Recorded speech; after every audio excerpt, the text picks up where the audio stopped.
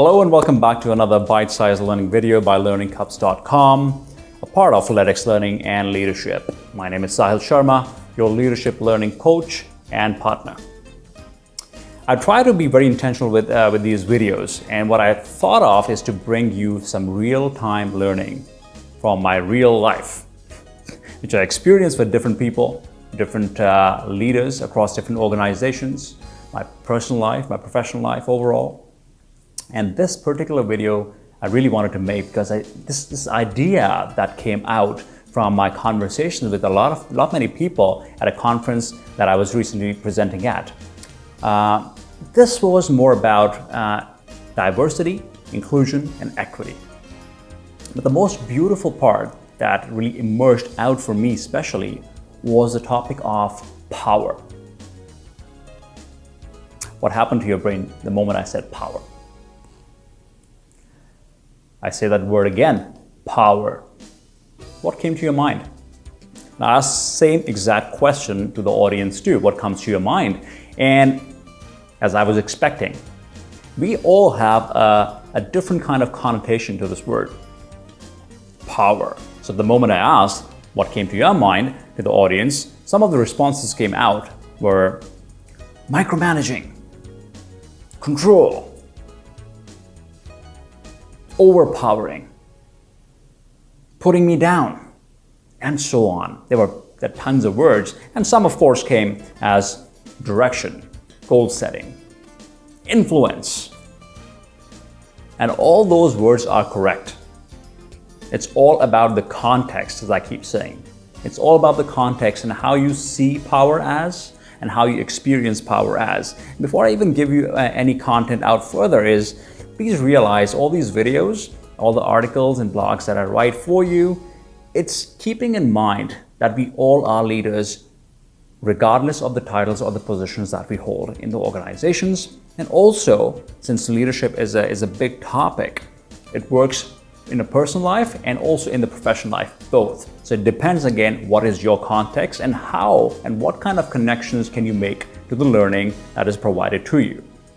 So this is a learning contract between you and me. So the information that you receive from me here or the blogs and articles, I would encourage you to make some connections to them. Make them yours, make the information yours, own the information in the sense of contextualizing it, please. So back to the conference where I was at. So the topic of power, different responses, some negative connotations came out first and some of the positive ones as well. So while I was having different conversations again on different tables with different leaders, I was trying to extract some information out is how do you really leverage the power? What does power do to you? There were some senior leaders too. And that was very interesting. The conversations were very interesting. The comments were very interesting. And the question of how do you really leverage the power that you have, because a lot of people have a lot of positional power. One thing that really came as pattern to me was sharing the power is the most influential way of being powerful in a positive sense. I say that again. Sharing the power was the most influential way of being powerful, which also means that if you would like to expand your leadership effectiveness or your leadership influence exponentially, you can share your power with others, of course. Now, as I was listening to different things that people have done, experimented with behaviorally, I extracted out some of the patterns from them, and I created this 3I model out of it. So the question is, how do I share power? What do I do? And you can do this at any time, at any point that you feel possible, regardless, I repeat, regardless of your title or position. This is not about positional power. This is about power of leadership. How can you expand the influence? So the 3I model, let me get straight to the point since I promised you this is bite-sized learning. I won't take much of your time. So the first I in the 3I model is information sharing. You must have heard this saying many times. Information is power, right? And a lot of leaders you might have experienced, they like to hold the information to themselves because it makes them more powerful, or at least think they're more powerful because they have more information with them. So the moment you release that facade, the barrier, and allow people to access similar information, and I'm not really suggesting confidential information here, I'm suggesting the information that people need either to work even better, even more efficiently or effectively, or just information that they just want to know, and there's no harm sharing with them. So let's take away the barrier. Let's open the doors and access for the information to our teams, to the people that we work with, to the colleagues, and so on. And you will really feel the effects of it, the positive outcomes of it, because at the foundational level, the 3I model that I'm sharing with you is based on expanding the trust levels. The moment you increase the trust levels, you expand the trust levels, your influence starts decreasing. You'll notice that. So the first one was information sharing. Let's go to the second one. The second one in the 3I model is interacting to know more. When we interact with people, especially in our daily lives, and it's a very fast-paced life where everybody is busy, everybody wants to get stuff done. Sometimes we don't have the time to get into depth of some of the conversations. Sometimes I've come across many leaders who are very work-focused, or some are the other extremes. They're only people-focused, so forgetting the work. But whatever is the case with you, whatever you have experienced, the point is to create the right balance. And of course, interacting to know more. Try to know your team members, your colleagues, the people you interact with or come in contact with a little bit more than the profession. We all have, I'm pretty sure, we are all good at our technical skills, and that's why we are in our jobs. It's about the people skills too. So the more you learn about people's lives holistically, that means as much as people are comfortable in sharing with you as well. But if you open the doors, you will start feeling that people have become more comfortable with you. People respect that you're concerned. People respect the empathy levels that you demonstrate, and that people experience the depth of conversations that you get into.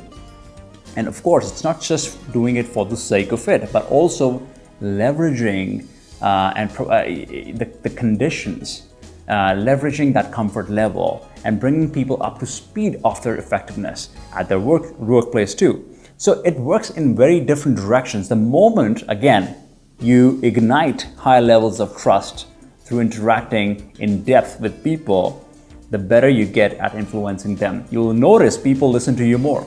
You'll notice people respect you more. You'll notice people believe in your work, in your vision, in your missions. There'll be greater collaboration. So that's number 2. Let's go to number 3 in the 3I model. It's the inclusion and involvement. It's very simple again. You have to recognize that everybody is different. Everybody comes with unique talents, unique expertise, unique strengths, and development areas too. So everybody is different, and not everybody in life is starting at the same point. We have all come from different maybe cultures, different backgrounds, socioeconomic backgrounds too, different beliefs, different values. We are all starting at different points. We must acknowledge that. And the moment we accept that, we acknowledge that, accept it, what next you have to do, or as leaders we need to do, is to include people into our different tasks that we are assigned. For example, making decisions. Please bring the voices on the table. There are some beautiful ideas, thoughts that you have in your team. Leverage them. Allow people to be themselves. Allow innovation to take place. Leverage the differences that people bring within. That is the beauty of diversity and inclusion. You will notice again, the trust levels will go higher the moment you start having voices on the table while you're making decisions, negotiating, whether you are innovating or just brainstorming for some ideas or thoughts, making changes in the departments, teams, organizations, whatever it is. But if you start including people more, involving them more, people will feel more engaged.